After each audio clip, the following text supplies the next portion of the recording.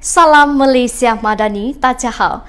欢迎收看 Nabalu News 新闻，我叫 Beverly Anastasia Lim。Kerajaan Sabah harus mengemukakan surat tuntutan rasmi kepada Kerajaan Persekutuan berkaitan pengembalian semula 40% hasil yang dituntut negeri ini.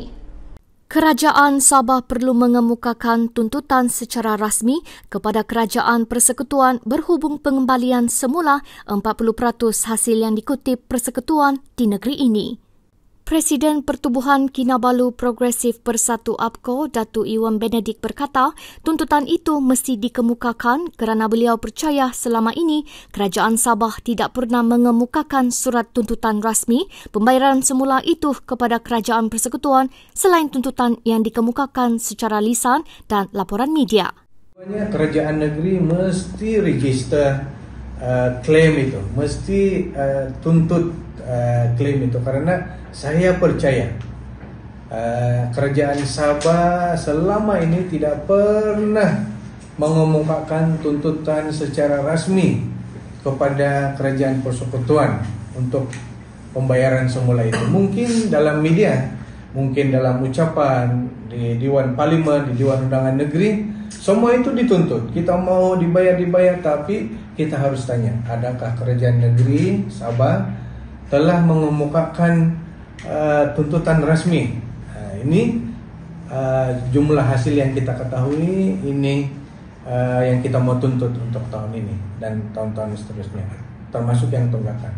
Saya percaya Kerajaan Sabah, termasuk 2 tahun saya dalam Kerajaan Sabah itu, tidak pernah membuat tuntutan seperti ya secara rasmi. Maka it goes back to the state government to register their claims.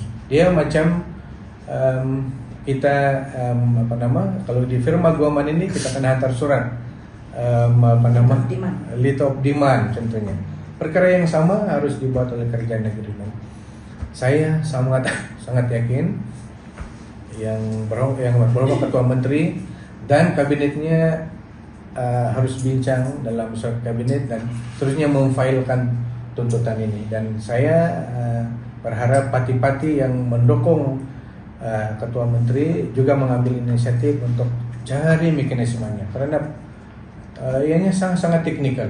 Ianya tidak semudah seperti yang kita rasa 40% kita tuntut begitu saja. Tidak. Sebab itu selepas sekian lamanya 2 tahun di Kerajaan Negeri, 1 tahun lebih di Kerajaan Persekutuan dan sekian lama dalam parti, saya nampak ini yang missing linknya, yaitu pertama Kerajaan Negeri belum mengemukakan letter of demand ataupun klaim secara rasminya. Keduanya, mekanisme pembayaran itu tidak pernah dibincang secara spesifik. Iwan berkata demikian kepada pemberita di Penampang pada 22 Januari. Sehubungan itu katanya, APCO mengambil inisiatif mengemukakan cadangan mekanisme pembayaran semula 40% hasil persekutuan di Sabah kepada Ketua Menteri Datuk Seri Haji Nur pada 9 Januari lalu. Pokoknya yang kita mahu Kerajaan Negeri mengemukakan tuntutan dan bagi saya yang dalam kabinet dan duduk dalam jawatan kuasa teknikal, tanggungjawab saya adalah melengkapkan tuntutan tersebut. Sebab saya tidak boleh memfailkan tuntutan bagi pihak Kerajaan Negeri. Saya tidak mewakili suara Kerajaan Negeri. Kerana walaupun saya daripada Sabah, I have no lepas tandai to speak on the state government behalf. Bila saya masuk dalam jawatan kuasa teknikal, tetapi atas kapasiti sebagai ahli jawatan kuasa itu, saya boleh memberi pandangan yang bersesuaian dengan keyakinan saya, kepercayaan saya terhadap apa yang saya faham tentang perlembagaan persekutuan dan juga tuntutan parti yang saya ketuai. So I hope the Chief Minister and the State Cabinet can discuss this in their State Cabinet and then submit their claim to the Federal Cabinet so that we can really discuss this. Bukan hanya mengambil media petikan-petikan ucapan di Parlimen, di Dewan Raya atau di media, because itu tidak boleh dijadikan asas untuk kita bawa ke jawatan kuasa teknikal. It is to be based on the official letter official claim by the state government yang mana tidak pernah dibuat sebelumnya. Mengenai pertemuan dengan Ketua Menteri baru-baru ini, Iwan berkata beliau telah mencadangkan kepada Ketua Menteri supaya membincangkan perkara ini secepat mungkin. Cepat mungkin sebab kita telah berusaha untuk mendapatkan satu understanding dengan Perdana Menteri dan rakan-rakan lain di Federal Cabinet, dan tidak pernah Kerajaan Persekutuan selama ini memberi timeline-nya. Hanya Kerajaan Madani ini, pimpinan PMX, beri sehingga Julai 2020 untuk mekanisme ini diselesaikan. Jadi bagaimana kita bincang mekanisme ini kalau tidak ada satu tuntutan resmi daripada pihak Kerajaan Sabah. Isu tuntutan 40% yang berlarutan sejak 60 tahun lalu itu merujuk kepada tuntutan Sabah terhadap pengembalian hasil bersih yang dikutip Kerajaan Persekutuan di negeri ini seperti termaktub dalam Perlembagaan Persekutuan. Pada Julai tahun lalu, Jawatan Kuasa Teknikal MA63 yang dipengerusikan Timbalan Perdana Menteri, Datuk Seri Fadila Yusof, memutuskan bahawa penyelesaian tuntutan 40% hasil bersih Sabah dijangka dicapai dalam tempoh setahun. Saya percaya kita harus saling menghormati dan menghargai apa juga yang dibuat oleh semua kita. Yang akhirnya kita ini sebagai rakyat Malaysia di Sabah, kita mau hak ini dilaksanakan. Kita tidak mahu mengambil hak negeri lain. Kita hanya mahu hak Sabah itu dilaksanakan. Pemilihan 40% itu sudah termaktub. Kita mau tuntut hak 40% itu. Itulah pemilihannya. Tetapi mekanismenya itu harus dibincangkan, harus dikemukakan, karena ada hasil yang tertunggak, ada hasil yang akan dipungut tahun ini dan tahun-tahun kemudian, ada hasil yang dipungut oleh pejabat hasil di Sabah, ada hasil oleh syarikat yang beroperasi di Sabah, tetapi hasil mereka, cukai mereka tidak dipungut oleh pejabat hasil di Sabah. Maka ianya sesuatu yang sangat teknikal dan perlu mekanismenya. Tekun Nasional menyasarkan pembiayaan 84.5 juta ringgit membantu 4,400 usahawan informal dan mikro di Sabah. Tabung Ekonomi Kumpulan Usaha Niaga Tekun Nasional mensasarkan penyaluran pembiayaan sebanyak 84.5 juta ringgit kepada 4,400 usahawan informal dan mikro di Sabah tahun ini. Menteri Pembangunan Usahawan dan Koperasi, Datuk Iwan Benedict berkata, ia bertujuan untuk meningkatkan taraf ekonomi usahawan di negeri ini. Beliau berkata, pembiayaan 84.5 juta ringgit itu termasuk 2.5 juta ringgit yang disasarkan kepada 500 usahawan yang berniaga di pasar tamu. Beliau berkata demikian ketika ditemui pemberita selepas merasmikan pejabat Tekun Nasional Cawangan Penampang pada 20 Januari. Beliau berkata, pembukaan pejabat tekun itu akan memudahkan orang ramai di kawasan itu berurusan dengan agensi berkenaan. Tekun juga akan membuka pejabat cawangan di kawasan Parlimen Kimanis tahun ini. Katanya, ini adalah usaha berterusan kerajaan untuk membantu usahawan di seluruh pelosok negara, khususnya di kawasan luar bandar, bagi membolehkan mereka mendapatkan perkhidmatan terbaik daripada Tekun Nasional. Dan saya berharap dengan pembukaan cawangan ini akan melebarkan perkhidmatan tekun kepada usahawan-usahawan di daerah ini. Tekun juga akan membuka pejabat cawangan di daerah ataupun kawasan Parlimen Kimanis juga pada tahun ini sebagai usaha konsisten kita untuk membantu usahawan-usahawan di negara kita untuk terlibat dalam gerakan keusahawanan dan mendapat perkhidmatan terbaik daripada Tekun melalui program pembiayaan di bawah Tekun. Iwan yang juga ahli Parlimen Penampang berkata, secara keseluruhannya Tekun mempunyai 24 pejabat di Sabah. Katanya, pembukaan pejabat Tekun di Penampang pasti akan memudahkan para usahawan dan merancangkan lagi aktiviti ekonomi di daerah ini. Ini kerana usahawan di Penampang tidak perlu lagi bersusah payah ke Kota Kinabalu bagi sebarang urusan. Ia juga menjimatkan masa, tenaga dan wang ringgit. Menurut Iwan, ini adalah inisiatif penambahbaikan dalam penyampaian perkhidmatan dan beliau yakin pada tahun ini Tekun Nasional akan terus cemerlang dalam memberikan perkhidmatannya kepada masyarakat, terutama usahawan informal dan mikro di seluruh negara. Sejak diwujudkan pada tahun 1998 sehingga Disember 2023, Tekun Nasional telah menyalurkan pembiayaan perniagaan bernilai 9.1 bilion ringgit kepada 573,013 usahawan di seluruh negara.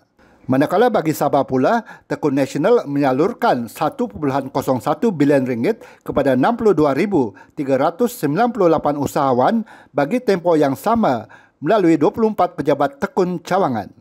Dalam ucapannya, Iwan berkata Tekun Nasional menyasarkan untuk menyalurkan bantuan kepada kira-kira 33,300 usahawan informal dan mikro di seluruh negara pada tahun ini. Iwan berkata Tekun Nasional akan terus komited dalam membantu usahawan informal dan mikro dalam menyediakan pembiayaan serta pembangunan usahawan. Pada majlis itu, Iwan menyampaikan skim pembiayaan tekun berjumlah RM250,000 kepada 9 orang usahawan yang mengusahakan pelbagai jenis perniagaan termasuk gerai makanan, agensi pelancongan, perkhidmatan jahitan dan jualan pakaian tudung. Selain itu, Tekun turut menyampaikan sumbangan tanggungjawab sosial korporat CSR kepada 50 murid sekolah rendah dari SK Moyok dan SK Kipovo. Turut hadir di majlis ini Ketua Setiausaha Kementerian Pembangunan Usahawan dan Koperasi Datuk Seri Suryani Datuk Ahmad, Pengerusi Tekun Nasional Datuk Abdullah Sani Abdul Hamid, Pengurus Tekun Sabah Hemin Osumping dan Pegawai Daerah Penampang Francis Chong. 33,000 usahawan informal dan mikro di seluruh negara disasarkan untuk dibantu Tekun Nasional tahun ini. Tabung Ekonomi Kumpulan Usaha Niaga Tekun Nasional menyasarkan untuk menyalurkan bantuan kepada kira-kira 33,300 usahawan informal dan mikro di seluruh negara pada tahun ini melibatkan peruntukan sebanyak 600 juta ringgit.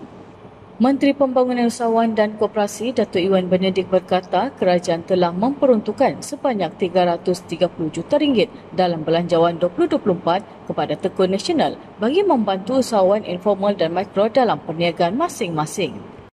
Ini bermakna Tekun Nasional akan menggunakan peruntukan dalaman sebanyak 270 juta ringgit.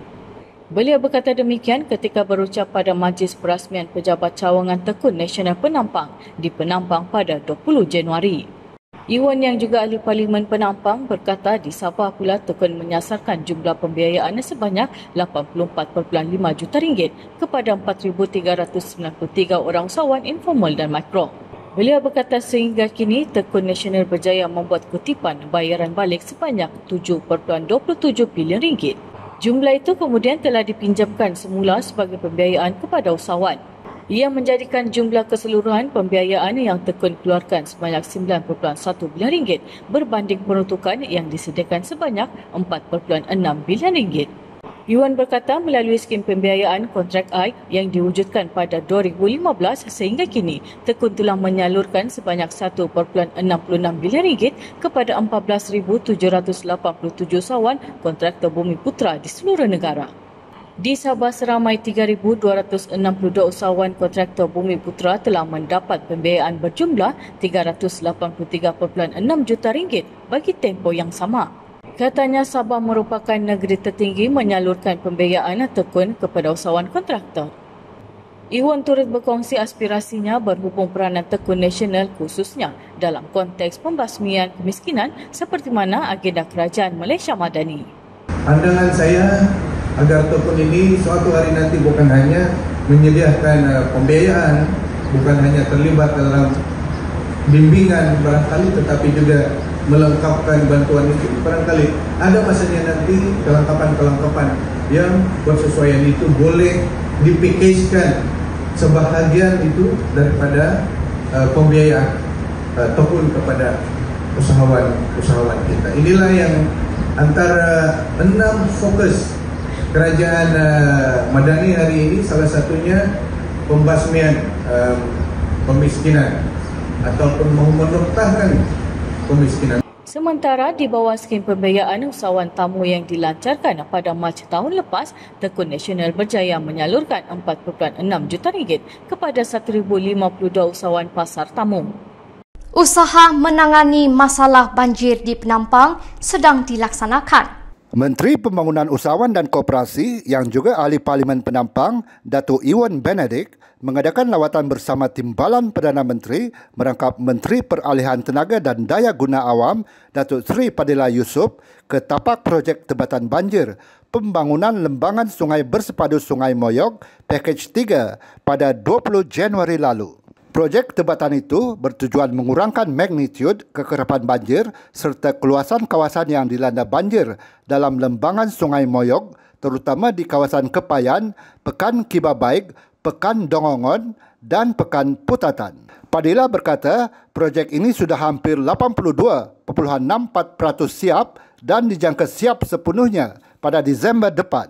Iwan sebelum ini dilaporkan berkata, usaha untuk menangani masalah banjir di Penampang telah dan sedang dilaksanakan melalui projek tebatan banjir yang dilaksanakan secara berperingkat-peringkat. Pakej 1 dan 3 projek tebatan banjir Penampang melibatkan Sungai Moyog sedang dilaksanakan.